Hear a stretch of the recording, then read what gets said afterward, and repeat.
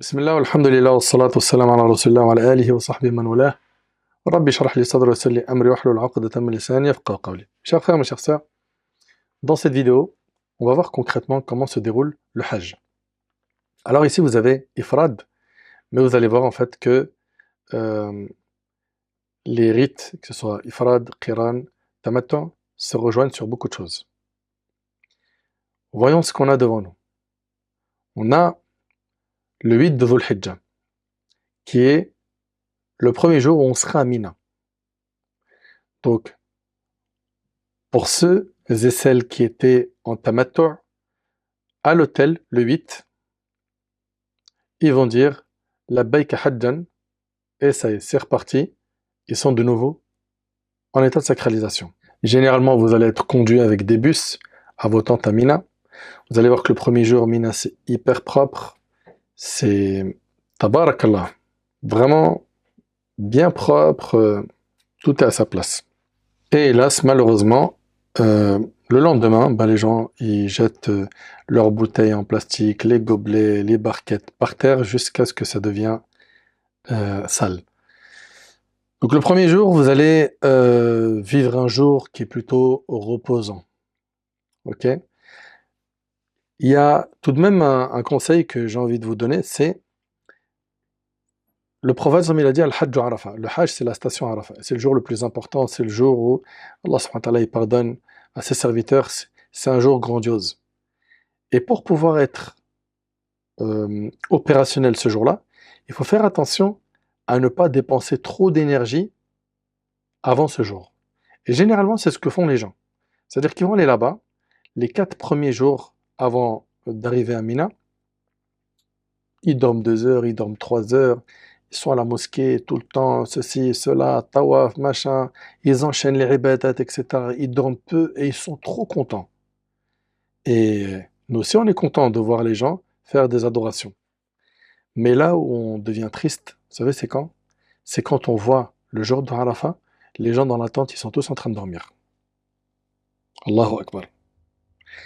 Le prophète, alayhi salatu wassalam, on va le voir, hein, de Dhuhr jusqu'au Maghrib, le jour de Arafat, il est resté à faire dua. Et c'était sous le soleil, il n'y avait pas de tente climatisée comme ça sera notre cas.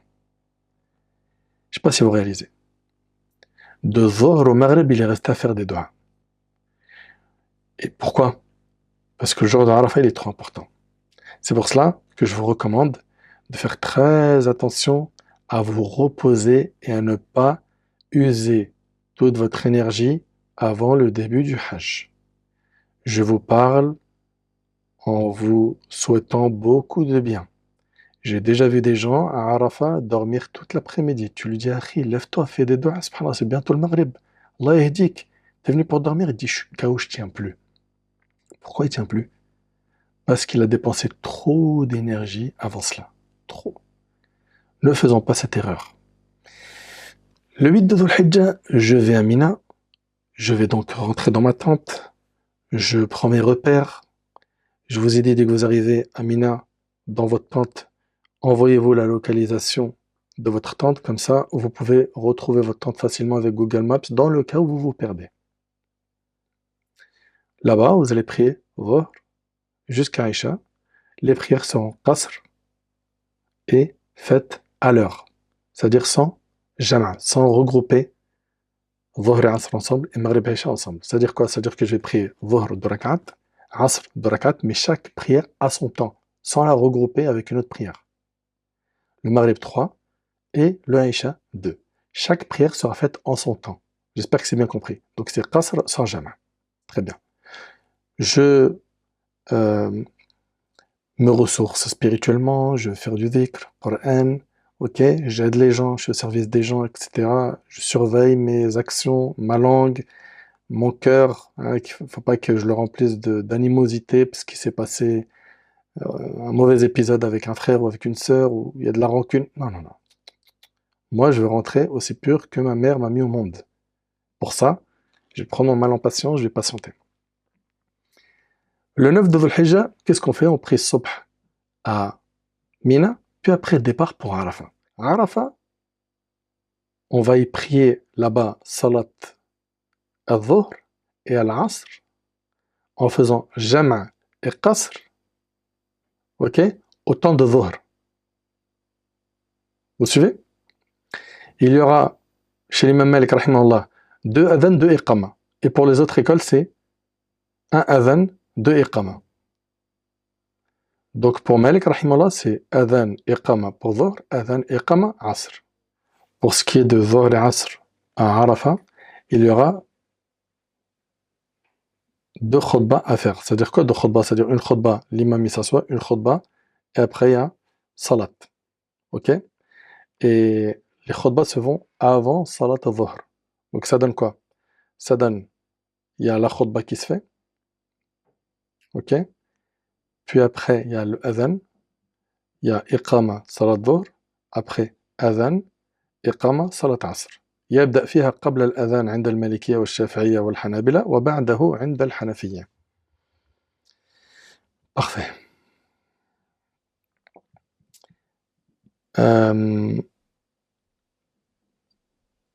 La khutba se fera quand le temps de dhuhr entre. Ok? Et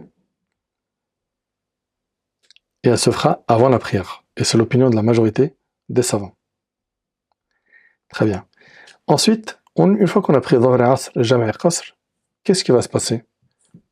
Je vais rester à faire dua jusqu'au maghrib. Alors, aujourd'hui, c'est des tentes climatisées. Nous, on a connu quand c'était des tentes où c'était des ventilateurs, il n'y avait pas de clim. Quand c'était vraiment au niveau confort loin de ce qu'on a aujourd'hui. Et aujourd'hui, vous avez des congélateurs avec des boissons. Voilà, vous allez être servi au niveau des repas sur place. C'est bien climatisé dans vos tentes. Vous pouvez, si vous le souhaitez, vous pouvez aller à Jabal al-Rahma, d'accord? Là où le prophète s'est tenu pour faire dua. Mais vous pouvez également rester dans la tente. En tout cas, les personnes âgées, ceux qui se perdent rapidement, on leur déconseille de sortir des tentes. Restez dans la tente. Économisez votre énergie. S'il y a besoin de faire une petite sieste, parce que vous êtes vraiment très fatigué, faites une petite sieste, ok? Puis après, vous vous concentrez sur dua. Ce jour-là, c'est pas un jour pour blaguer. Ce jour-là, c'est pas un jour pour raconter sa vie.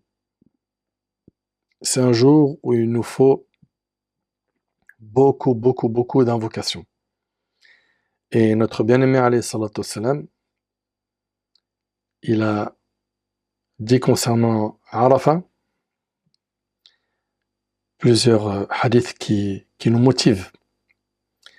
Le prophète sallam a dit certes, le Très-Haut se montre fier devant les anges au soir du jour de Arafat. Il dit, regardez mes serviteurs, ils sont venus vers moi, couverts de poussière et les cheveux en bataille. Et c'est rapporté par Ahmed. Donc Allah subhanahu wa ta'ala est fier de qui? De ses serviteurs qui sont à Arafat. Et d'après Ibn Omar, 2 hommes vinrent voir le prophète sallallahu alayhi wa sallam pour l'interroger sur leur religion. Et le prophète il leur a dit dans le hadith, quant à votre station à Arafat, Allah exalté soit-il, descend ce jour-là jusqu'au ciel le plus bas, vante les mérites des pèlerins auprès des anges et leur dit, regardez Allah il dit quoi? Aux malaïka les anges, voici mes serviteurs, ils sont venus vers moi ébourifiés. C'est-à-dire quoi? Ils ont les cheveux en désordre. Et couverts de poussière venant de partout, désirant ma miséricorde, craignant mon châtiment, et ils ne m'ont jamais vu. Qu'en serait-il alors s'ils m'avaient vu? Ainsi, même si vous aviez autant de péchés que les grains de sable du désert. Tu médites sur cette phrase? Ainsi, même si vous aviez autant de péchés que les grains de sable du désert. Les jours de la vie présente, ou les gouttes de pluie, Allah exalté soit-il, vous les pardonnerez. Allahu Akbar. Et c'est rapporté par Abd-Razzaq dans le Musannaf. Subhanallah. Subhanallah. T'imagines, ils sont des millions hein, à invoquer Allah subhanahu wa ta'ala. Chacun fait des dizaines d'invocations. Et le maître Azza wa Jal les entend tous au même moment. Le fait qu'il entend certains ne l'empêche pas d'en entendre d'autres. Azza wa Jal subhanahu. Allah subhanahu wa ta'ala les entend et il exauce les invocations. Et dans le hadith qui est rapporté par l'imam Malik, le prophète a dit, dans aucun jour, Satan n'a été vu plus humilié plus méprisé, plus réprouvé et plus courroucé qu'il ne l'est le jour de Arafat. Et il n'est comme tel que parce qu'il est témoin de la descente de la miséricorde et du pardon qu'Allah a accordé aux grands péchés, à l'exception de ce qu'il a vu le jour de Badr. C'est-à-dire le jour où il a été le plus humilié, c'est le jour de Arafat, tellement Allah il pardonne à ses serviteurs. Allahu Akbar. Subhanallah. Et notre bien-aimé Muhammad sallallahu alayhi wa sallam, écoutez bien ce qu'il a dit. Il a dit la meilleure des invocations est celle du jour de Arafat. C'est la meilleure des invocations. Vous entendez ou pas? C'est pour ça que ce jour-là, il va falloir se concentrer. Le prophète il a dit Al-Hajj Arafat. Le Hajj, c'est la station à Arafat. C'est le jour le plus important. Et subhanallah, moi, ce jour-là, c'est un jour, comment je le trouve, mais indescriptible. Ce jour-là, c'est un jour riche en émotions. Tu marches autour des tentes, tu vois tout le monde faire dua. Toutes les origines autour de toi sont en train d'implorer Allah. Tu vois des larmes couler. Tu vois des gens qui disent Ya Rab, tes frères asiatiques, américains, africains, européens, tous, ils ont les mains dirigées vers le ciel et ils disent Ya Allah, Allahu Akbar. Wallahi al-Azim, je vous le jure, ce jour-là, c'est un jour, il est immense. Le prophète ensemble a dit la meilleure des invocations est celle du jour de Arafat. La meilleure des paroles que j'ai prononcées ainsi que les prophètes qui m'ont précédé est il n'est pas de divinité autre qu'Allah, à lui appartient la royauté et à lui revient les louanges et c'est lui qui est capable de tout. La ilaha illallah wahdahu la sharika lah, lahul mulk wa lahul hamd wa huwa ala kulli shay'in qadir. Et ce hadith est rapporté par Al-Imam At-Tirmidhi. Donc gardez en tête que les invocations sont exaucées le jour de Arafat. Gardez aussi en tête que notre prophète, il est resté de Dhuhr jusqu'au Maghrib à invoquer Allah subhanahu wa ta'ala. Gardez aussi en tête que si jamais on a besoin de nous reposer un petit peu, on se repose. Mais on ne passe pas toute la journée à dormir pendant le jour de Arafat. Non, ne soyons pas de cela. Le jour de Arafat, c'est le jour où Allah subhanahu wa ta'ala a révélé Al-yawma akmaltu lakum dinakum wa atmamtu alaykum ni'mati wa raditu lakum al-islam dina. Oui. Le verset suivant, aujourd'hui, j'ai parachevé pour vous votre religion. C'est-à-dire votre religion est complète. Et accompli sur vous mon bienfait et j'agrée l'islam comme religion pour vous. Ça a été révélé un vendredi à Arafat. Subhanallah, deux circonstances qui sont fêtées par nous musulmans. Le jour de Arafat, je vous l'ai dit, je le répète, c'est un jour très important. D'ailleurs, ceux qui ne sont pas sur place en train d'accomplir les rites du Hajj, il leur est recommandé de jeûner le jour de Arafat. Le prophète alayhi salatu wassalam, a été interrogé à propos du jeûne de Arafat. Il a dit qu'il efface les péchés de l'année précédente et de l'année suivante et c'est rapporté par Muslim. Ok? Donc tu perds 2 ans de péché quand tu jeûnes le jour de Arafat. On parle ici de celui qui n'est pas au pèlerinage. Celui qui est au pèlerinage, la majorité des savants des 4 écoles disent que le mieux c'est de ne pas les jeûner. Hein? La majorité des savants des 4 écoles disent qu'il n'est pas recommandé de jeûner le jour de Arafat pour le pèlerin, pour qu'il trouve plus de force afin de faire des du'as, d'adorer Allah subhanahu wa ta'ala. Ok? Et dans le hadith de Maïmouna, la femme du prophète, elle raconte à ce jour de Arafat, les gens ont douté du jeûne du messager d'Allah sallallahu alayhi wa sallam. Le jour de Arafat, le prophète il a fait qu'un seul hajj. Les gens ils ont douté, est-ce qu'il jeûne ou pas?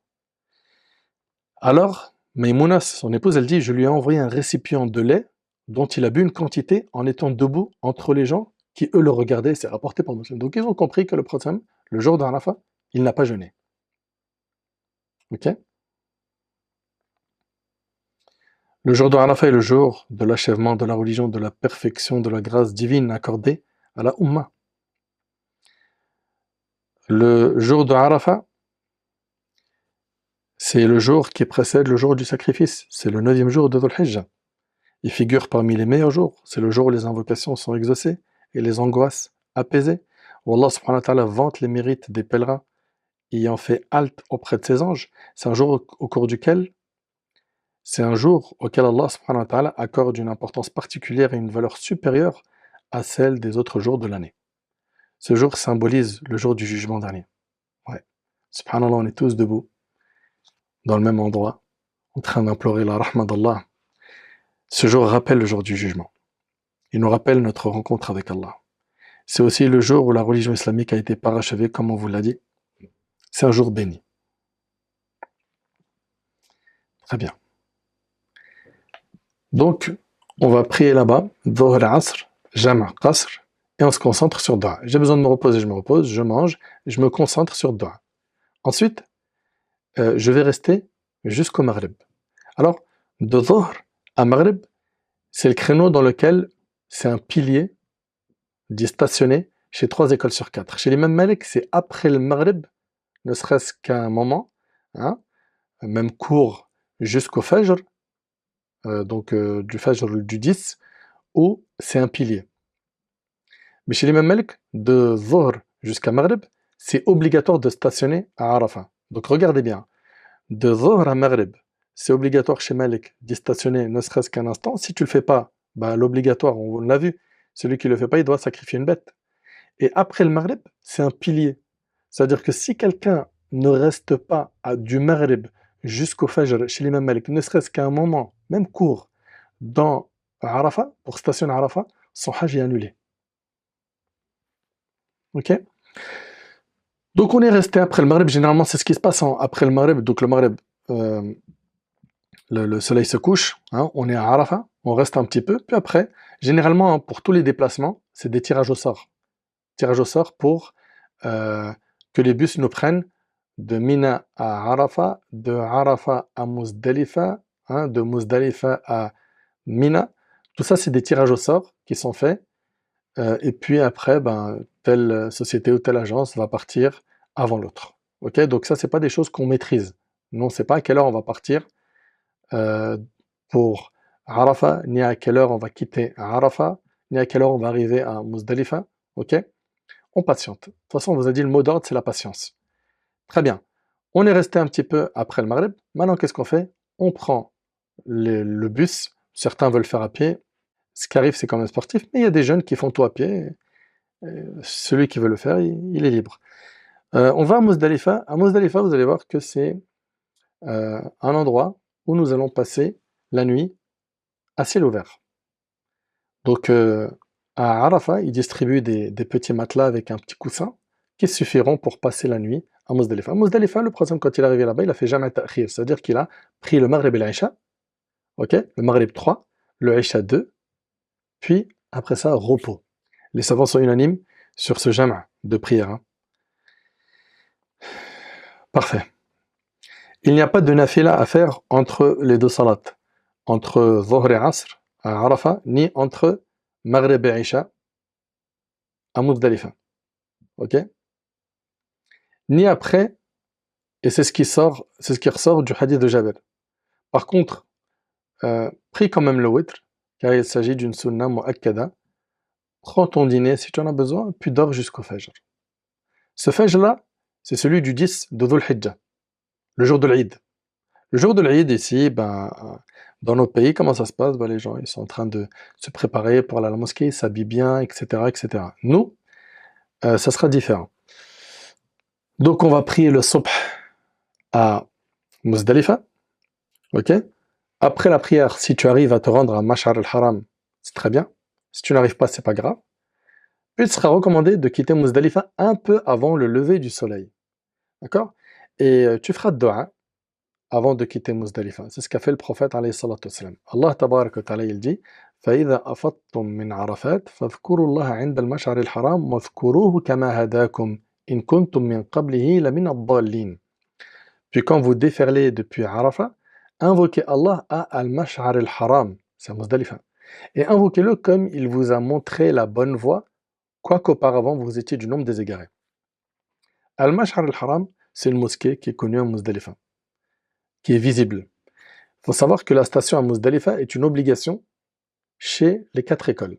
Chez l'imam Malik, si tu as stationné à un moment donné de la nuit, tu as prié, tu t'es reposé, c'est bon. Ahmad et Shafi'i, il reste jusqu'au matin, mais si tu veux partir au milieu de la nuit, après la première moitié de la nuit, tu peux. Chez Abu Hanifa, rahimallah, c'est obligatoire d'y stationner. C'est sunnah mu'akkada d'y passer la nuit et obligatoire de s'y trouver un moment après le Fajr. Et je recommande à mes frères et à mes sœurs, dans la mesure du possible, si vous pouvez faire en sorte de passer la nuit là-bas, faites toutes les sunnas du prophète alayhi salatu wassalam. Vous avez sacrifié beaucoup pour ce voyage. restez jusqu'au subh, faites dua comme le prophète sallam. Le 10 de Dhul Hijjah, Muzdalifa on y prie subh, stationné à Mash'ar al-Haram jusqu'à avant le lever du soleil, puis après on part à Mina pour lapider la grande stèle entre le Fajr et le Maghrib. Alors, on va vous détailler exactement au niveau du timing comment ça se passe. Ok? Il faudra se raser ou raccourcir les cheveux uniquement de la taille d'une phalange pour les femmes. Oui, c'est une obligation chez Malek. Ça ne fait pas partie des actes de Tahallul al-Awwal, les actes qui te permettent de te désacraliser la première désacralisation. Pour l'imam Malek, si tu lapides la grande stèle, ça suffit pour remettre tes vêtements habituels. Se couper les cheveux, c'est une obligation, il faudra le faire. Chez les autres savants, il faut minimum 2 actes sur 4. Alors, quels sont ces 4 actes qui me manquent en fait? Retenez ce mot clé qui vous permettra d'apprendre les actes avec lesquels on se désacralise complètement. Ranhata. Ra, nun, ha, ta. Ra, c'est rami, c'est le fait de jeter, hein, lapider les stèles. Rami al-jamara, donc c'est l'aqaba al-kubra, c'est lapider la grande stèle. Nun, on a dit ranhata, nun c'est nahr, c'est le sacrifice de la bête. Sacrifice de la bête, c'est obligatoire pour qui le hadi? C'est obligatoire pour le qarin et pour le mutamatin. Le sacrifice de la bête, c'est obligatoire pour le qarin et le mutamatin. Ils ont un hadi. Al-mufrid, chez Malik et Shafi'i, ils n'ont pas de hadi. Le hadi, lui, il est obligatoire pour le qarin et le mutamatin pour chaque personne. C'est-à-dire quoi? C'est-à-dire que s'il y a un couple ou un homme et ses 2 parents, il faudra 3 hadis. Ok? Ça fait partie des obligations du hajj. Je répète, pour qui? Pour le mutamatin et pour le qarin, pas pour le mufrid. Ra, c'est rami. Nun, nahr. Ha, c'est halq.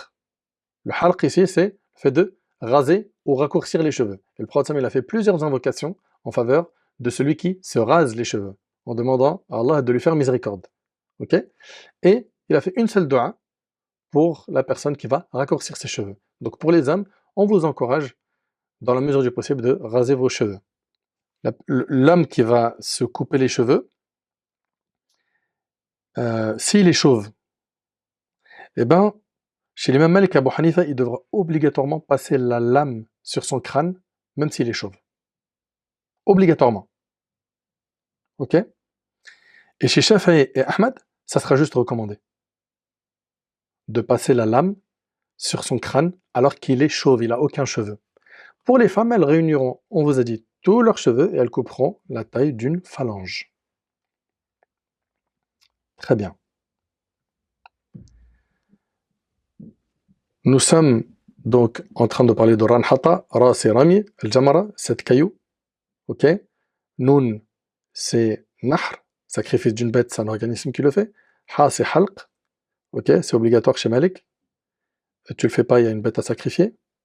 Et pour les autres écoles, il faudra faire au moins 2 actes sur ces 4 pour te désacraliser, la première désacralisation. Et le ta, c'est Tawaf et les Fada. Les 4 écoles disent que le tartib est sunna. L'ordre est sunna. C'est-à-dire Ra, Rami, écoutez bien. Les 4 écoles disent que le tartib est sunna. C'est-à-dire que l'ordre entre ces 4-là est sunna. D'abord, je lapide la grande stèle. Après, je sacrifie ma bête. Bon, ça, c'est un organisme qui s'en occupe. Vous n'avez pas à vous en soucier. Je coupe mes cheveux. Et Tawaf et les Fada à la fin. Chez Shafi'i et Ahmad, ils disent que si tu inverses dans les 4, l'ordre, il n'y a pas de problème. Tawaf et les Fada, si la personne veut le faire le 10 de Dhul Hijjah, pas de problème. Elle peut. Ok? Elle peut même chez Shafi'i et Ahmad, à partir de la deuxième moitié de la nuit de Muzdalifa. Rappelez-vous de ça. Et le temps, il commencera pour Malik et Abu Hanifa à partir de la prière de Subh. Ok?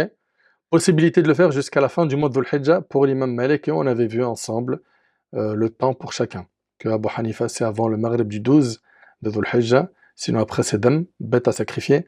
Et avec l'imam Shafi'i et Ahmad, c'est pas limité dans le temps. Très bien, donc si quelqu'un fait Tawaf al-Ifada, il fera 2 rak'at derrière Maqam Ibrahim et il fera le sa'i dans le cas où il ne l'a pas fait après Tawaf al-Qudum pour les Malikites. Pour les 2 autres types de rites, donc Mufrid et Qarin, il fera ce sa'i parce qu'il sera derrière Tawaf al-Ifada. Ok, très bien. Dans le 10 de Dhul Hijjah, avant de basculer au Ayam al-Tashriq, donc 11, 12, 13, eh ben, on va lapider la grande stèle. Combien de cailloux? 7. On a dit cailloux, pas pierre, hein. C'est la taille d'une phalange. Eh ben, il est recommandé chez beaucoup de savants de récupérer ces cailloux à Muzdalifa. Prenez une petite bouteille en plastique, vous mettez dedans 7 cailloux, et si vous souhaitez euh, prendre plus que cela, pour mettre aussi les cailloux que vous allez jeter de Ayam al-Tashriq, donc le 11, 12 et 13 de Dhul Hijjah, vous pouvez. Ok? Dans le Mudawana, l'imam Malik il disait Khudh min haythu shi'ta. Prends les cailloux de là où tu veux. Ok? Et les 4 écoles disent que peu importe d'où tu vas prendre les cailloux, ben, la lapidation des stèles sera valide. Ok?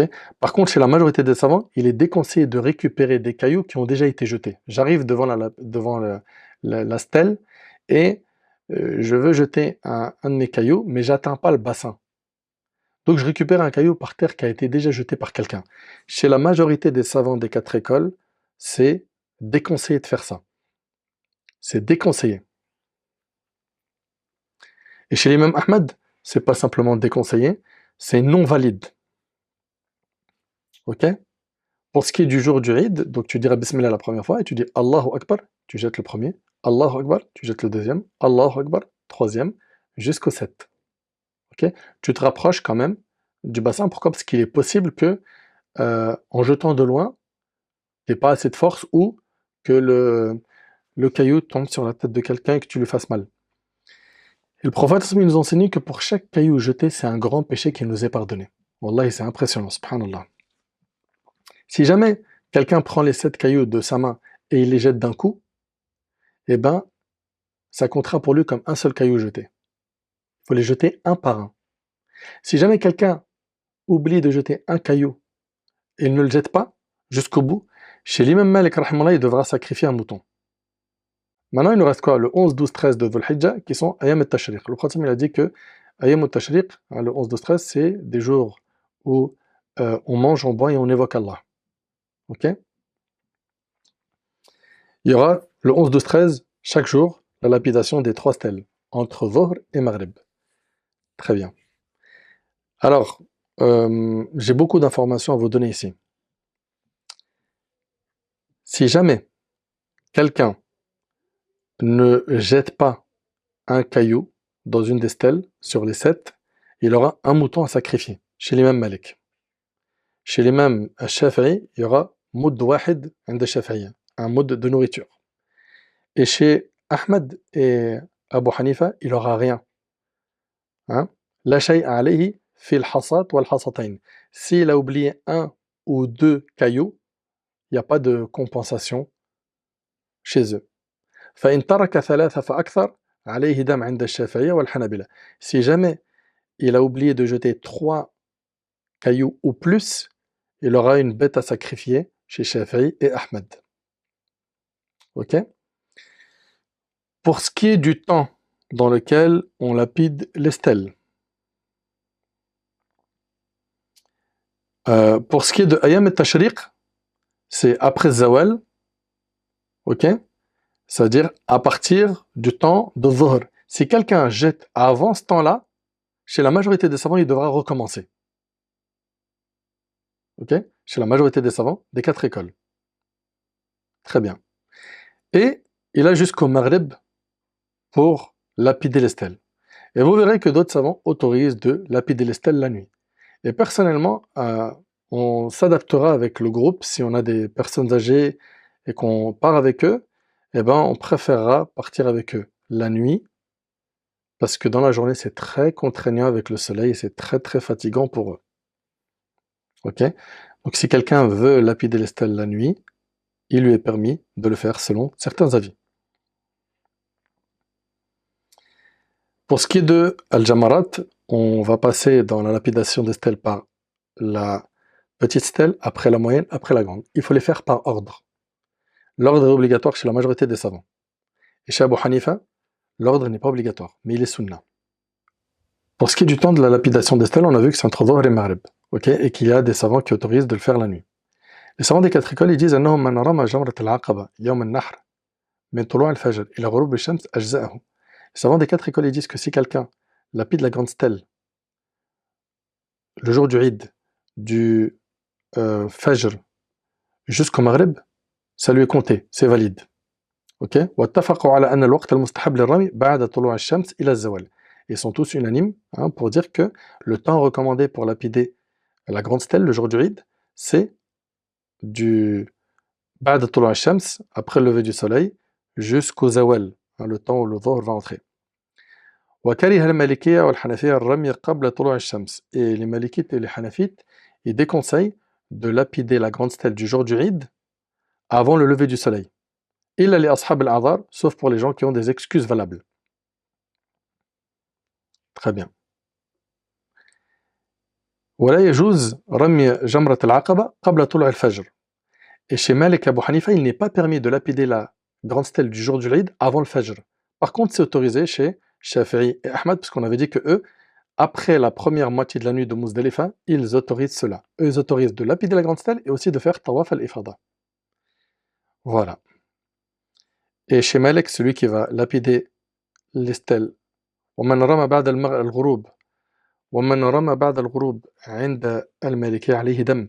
Chez Malik, si quelqu'un lapide la stèle après le Maghreb, le jour du Eid, il aura une bête à sacrifier. Donc, le 11, 12, 13, on va lapider les trois stèles. Et qu'est-ce qu'on va faire? On va prier nos prières, qasr, sans jam, où ça? À Mina. Très bien.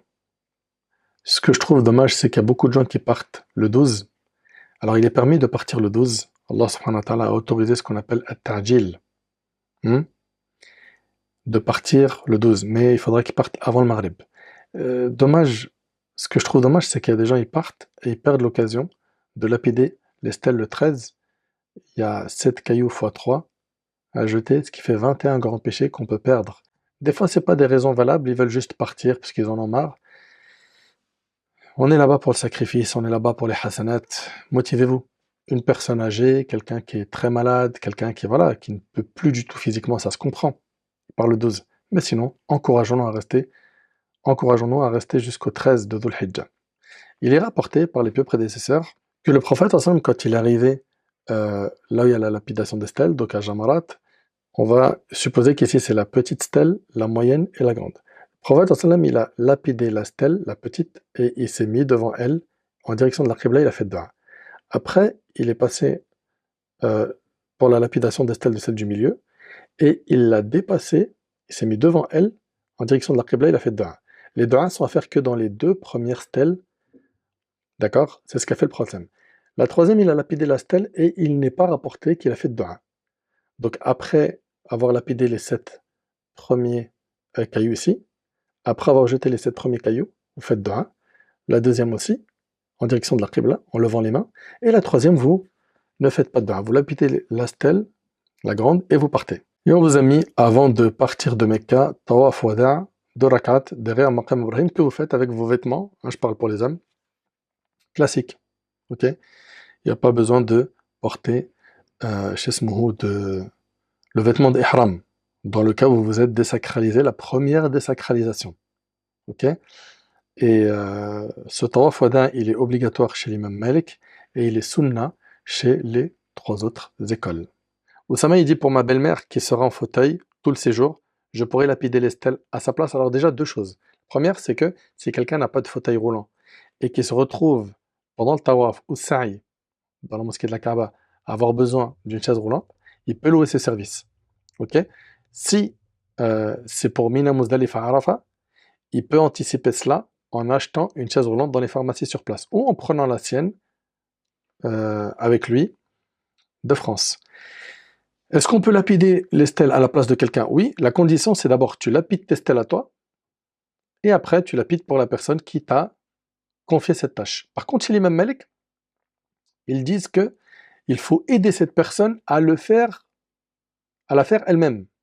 Chez l'imam Malik, lui, il dit qu'il faudra aider cette personne à lapider les stèles elle-même, quitte à la pousser en chaise roulante, l'aider à y aller pour qu'elle jette les cailloux elle-même.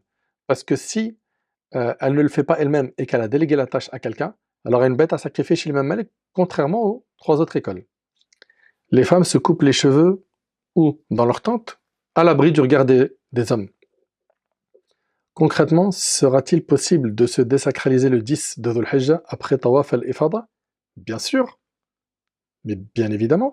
Mais même avant ça, si vous lapidez la grande stèle ou vous coupez les cheveux, ça y est, vous avez la première désacralisation, elle est faite, qui vous autorise tout, excepté chez les Mamalek, la chasse et les rapports intimes, d'accord, avec les épouses. Le parfum, il restera déconseillé, alors qu'il est autorisé chez les trois autres écoles. Mariam demande à quel moment on sait que le sacrifice est effectivement fait. Ça, il faudra se rapprocher de l'organisme en notre compagnie pour en savoir plus. Je n'ai pas la réponse à votre question. Le fait de porter un sac à dos, mon frère Anas, il faudra une fidya. Ok, donc là, c'est al-khiyar. C'est-à-dire, soit la personne, elle, sacrifie une bête, ou bien, elle a 3 jours à jeûner, ou bien nourrir ses pauvres. Si on a l'habitude de doubler des prières pendant le Hajj, peut-on continuer? Oui, on peut. On peut. Parler de rattraper les prières, ma soeur Mariam, c'est ça? Dans le passé? Ouais, vous pouvez.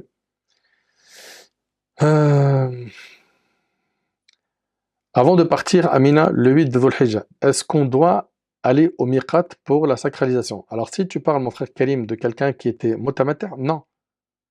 Il rentre en état de sacralisation de là où il est à son hôtel. Ok? De toute façon, ça peut être que le mutamatter dans ce cas, parce que le mufrid et le qarin, eux, ils se sont pas désacralisés, hein. Eux, depuis qu'ils sont rentrés en état de sacralisation, ils restent dans cet état jusqu'à faire la lapidation de la grande stèle et se couper les cheveux. Enfin, au moins faire 2 choses sur 4. Chez l'imam Malik, Rami suffit. Lapider la grande stèle suffit.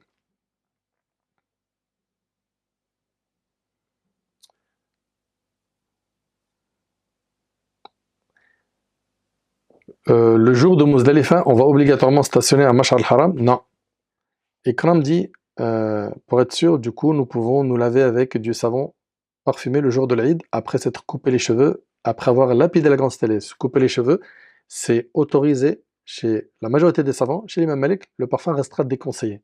D'accord? Donc ça ne sera pas un acte haram si vous le faites, et il y a beaucoup de savants qui l'autorisent, donc c'est pas quelque chose de gravissime si vous le faites. Concernant le tawaf ifada, après le 10, on sera obligé de le faire à l'étage, car on ne sera plus en tenue des haram pour les nouvelles restrictions. Oui, mon frère Nordin, c'est vrai. Il y a qu'au rez-de-chaussée où on fait le tawaf avec le ihram. Quand on est habillé normalement, ça se fait dans les étages. Pas obligatoire d'être en état de sacralisation pour lapider les 3 stèles? Non. Si quelqu'un, ma sœur Dounia, a... Écoutez bien, c'est une très bonne question. Si quelqu'un a lapidé la grande stèle, puis a coupé ses cheveux, pour ce qui est de la bête, l'organisme s'en occupe. Et la personne a fait tawaf al-ifada, bah c'est bon. Elle lapidera les stèles sans être en état de sacralisation. J'ai pas compris pour le pilier à Arafat qu'on doit rester un temps entre Maghrib et Subh, alors qu'on doit être à Muzdalifa à Maghrib. En fait, après le Maghrib, on reste un peu à Arafat et après on décolle pour Muzdalifa. Ce un peu là, c'est le pilier, ma sœur Karima. Je ne sais pas si c'est clair pour vous. Ça, c'est selon Malik, rahimallah. C'est plus clair, ma sœur Karima? Si on s'endort dans l'avion, on devra refaire nos ablutions avant le miqat. Si quelqu'un rentre en état de sacralisation sans les ablutions, c'est autorisé. On a dit que la femme indisposée elle a le droit de le faire. Rappelez-vous, hein. Et à quel moment on sort de la première sacralisation? C'est à partir du moment où j'ai lapidé la grande stèle. Ok? Chez les Mamelik, ça suffit. Et chez d'autres savants, ils vont rajouter, tu rajoutes une autre action des 4. Ran hata. Ra, c'est le rami, le fait de lapider la grande stèle. Nun, c'est nahr, le fait de sacrifier la bête. Ha, c'est halq. Et ta, c'est tawaf al-ifada. Donc on fait au moins 2 sur 4. Chez Abu Hanifa, c'est 3. Donc si quelqu'un lapide la grande stèle et coupe ses cheveux, c'est bon. En plus de ça, chez l'imam Malik, ça reste obligatoire de couper ses cheveux. Alors, ça veut dire du départ jusqu'à Paris, On sera jusqu'à Mina en sacralisation. Ma sœur Latifa, vous parlez de quel type de Hajj? Ifrad, Tamattu, Qiran, Tamattu. Parfait. Donc quand on part de Paris, pas jusqu'à Mina, dès qu'on fait la Umrah, en Tamattu, c'est ça qu'on fait, on rentre à l'hôtel à Mecca, on pose nos affaires, on se repose un peu, moi c'est ce que je vais faire, hein, je me repose un petit peu, si je dois faire une sieste même pour récupérer, une petite douche pour me rafraîchir, là, cette douche-là, il n'y a pas de d'elk, hein, rappelez-vous, chez les Malikites, puis après, je vais aller faire ma Umrah. J'ai fait tawaf, j'ai fait mes 2 rak'at, j'ai fait sa'i, je coupe mes cheveux, ça y est, je suis désacralisé totalement. Je suis désacralisé totalement. Le 8 de Dhul Hijjah, je me remets en état de sacralisation de l'hôtel pour partir à Mina. Donc entre ma Umrah et mon Hajj, je suis désacralisé. C'est clair, ma sœur Latifa? Est-ce que pendant notre séjour à Mina, les hommes et les femmes seront séparés? Oui, dans les tentes, bien sûr qu'ils sont séparés. Bien sûr. Il y a des blocs de tentes pour les femmes et des blocs de tentes pour les hommes. Voilà, grosso modo, comment se fait le Hajj. J'ai essayé de vous synthétiser la chose. Euh, J'en ai peut-être peu dit ou trop dit, je ne sais pas. Mais c'est un résumé des explications des rites du pèlerinage, en espérant vous avoir clarifié un maximum ce rite qui est très important. J'implore Allah subhanahu wa ta'ala de nous accorder un hajj pur de tout péché. J'implore Allah tabarak wa ta'ala de bénir ce voyage, de nous faciliter sa réalisation. صلى الله تبارك وتعالى أن ينفعني بما قلت وأن ينفعكم بما سمعتم. هذا والله أعلم. سبحانك اللهم وبحمدك أشهد أن لا إله إلا أنت أستغفرك وأتوب إليك.